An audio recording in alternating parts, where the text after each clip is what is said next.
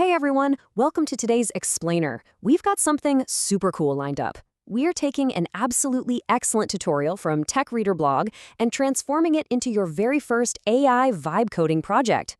We're going to keep this focused, incredibly clear, and right to the point. Look, we've all been there. Is your Raspberry Pi struggling? Because if you've ever dealt with a Pi that just suddenly freezes or crashes right when you need it, you know it's beyond frustrating. Well, we're going to fix that today. We're building a simple, highly satisfying monitoring tool. And the absolute best part? We aren't even writing the code from scratch. Okay, let's jump right into Section 1, Intro to Vibe Coding. So, you might be wondering, what exactly is vibe coding? Well, think about traditional coding. You're either painstakingly typing out scripts manually line by line, or you're spending hours scouring forums for someone else's pre-made code. Vibe coding completely flips the script. You just use your favorite AI to build custom tools exactly the way you want them. You act as the director, guiding the AI, and it does all the heavy lifting for you. It's a total game changer. Moving right along to Section 2, the CPU load dashboard. Before we actually start prompting our AI, let's quickly set the stage. We're building this project for the CLI, or the command line interface. So we're talking about the Linux terminal here. Our dashboard is going to live entirely in the terminal, which means absolutely no graphical fluff, just pure, clean, efficient text. And when we say CPU load, we're literally just measuring how busy your Pi's processor is at any given moment. We do this using the Linux uptime command. Why does this matter? Well, keeping an eye on this load helps you spot an overworked processor way before it totally locks up on you. It's basically like having an early warning system for your Pi. You know, there's this fantastic little mantra from Aaron Rose's original article that I absolutely love. Just one thing, just one script, just one win.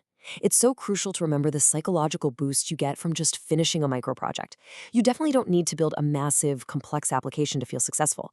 Keep your scope small, get that win, and build your momentum. Let's get into the how-to with Section 3, the 5-step process.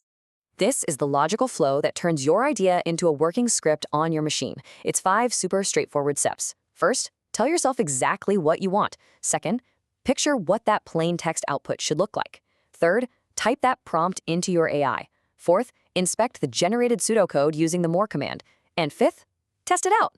Now, the exact prompt recommended for this project is really fascinating. Notice how incredibly specific the instructions are. You're explicitly demanding no colors, no formatting, and asking it to include pseudocode headings as comments. By setting these strict boundaries, you're practically guaranteeing the AI hands you back a perfectly clean, understandable script.